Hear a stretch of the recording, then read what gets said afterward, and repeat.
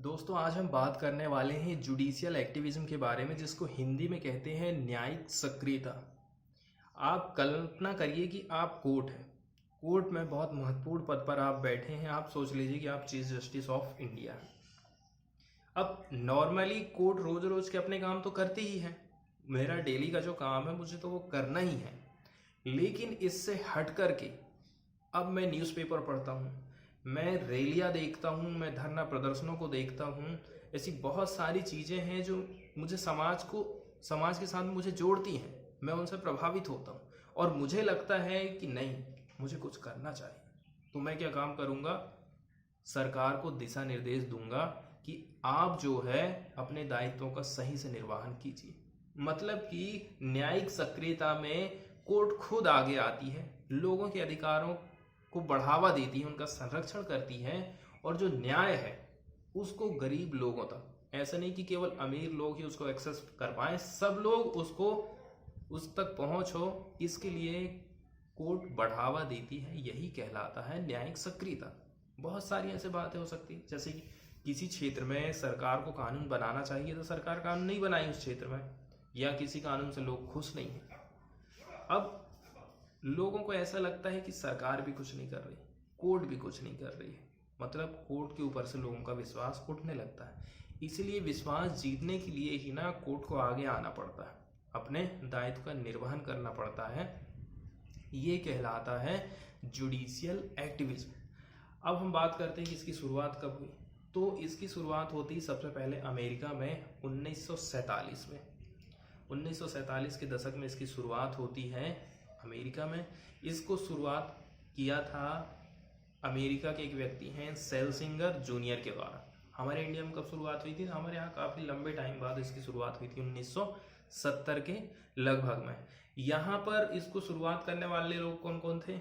न्यायमूर्ति अय्यर, चिन्नप्पा रेड्डी, भगवती देसाई, ये लोग जाने जाते हैं यहाँ पर जुडिशियल एक्टिविज्म की नींव रखने के लिए।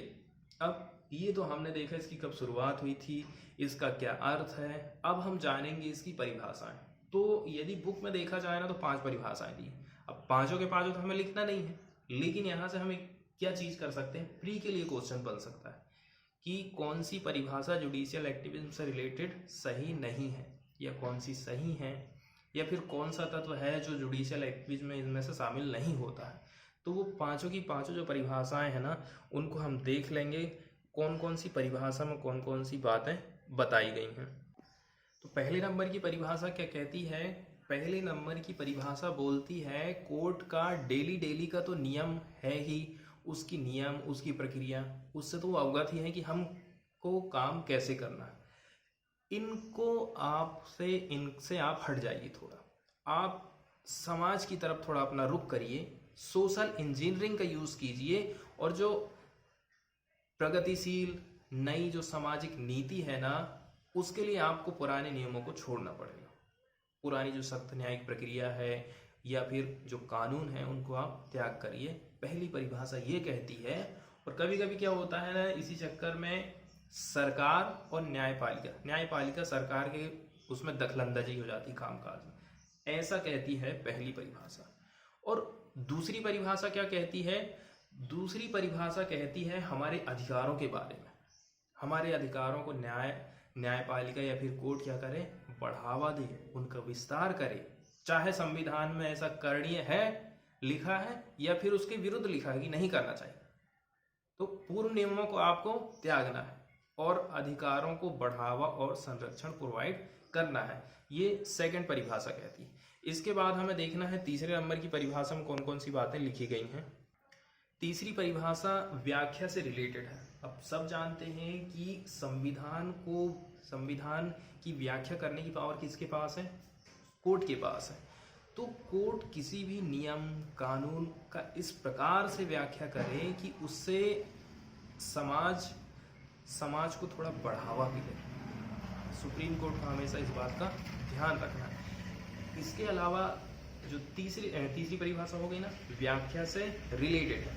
एक और चीज होती है व्याख्या से ही संबंधित है, न्यायिक तटस्थता जिसको बोलते हैं। तो न्यायिक तटस्थता और न्यायिक सक्रियता में थोड़ा सा अंतर रहता है। इसमें क्या होता है ना, किसी भी नियम कानून में मतलब उसकी अच्छाई को बढ़ावा दिया जा रहा है दोनों में, लेकिन अंतर ये रहता है न्यायिक तटस्थता में व्याख्या नहीं की जाती, बिना व्याख्या के ही किसी भी नियम कानून को उसकी अच्छाइयों को थोड़ा बढ़ावा दिया जाता है। और लेकिन जो न्यायिक सक्रियता है उसमें क्या करना, उसमें व्याख्या की जाती। तो न्यायिक तटस्थता और न्यायिक सक्रियता के बारे में हम जान लिए हैं। इसके बाद जो चौथी परिभाषा है वो पर्सनल विचारों को लेकर के।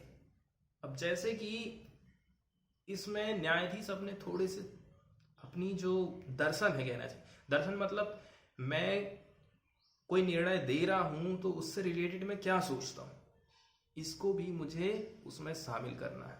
चौथी परिभाषा ये कहती है। और पांचवी परिभाषा कहती है कि न्याय का विस्तार हो, निजी विचार, इसके बाद न्यायिक विस्तार पांचवें नंबर पर आता है। मतलब न्यायिक विस्तार कर रहे हैं, इसका क्या मतलब है, आजकल न्याय पाना कितना मुश्किल हो गया आप सब जानते हैं।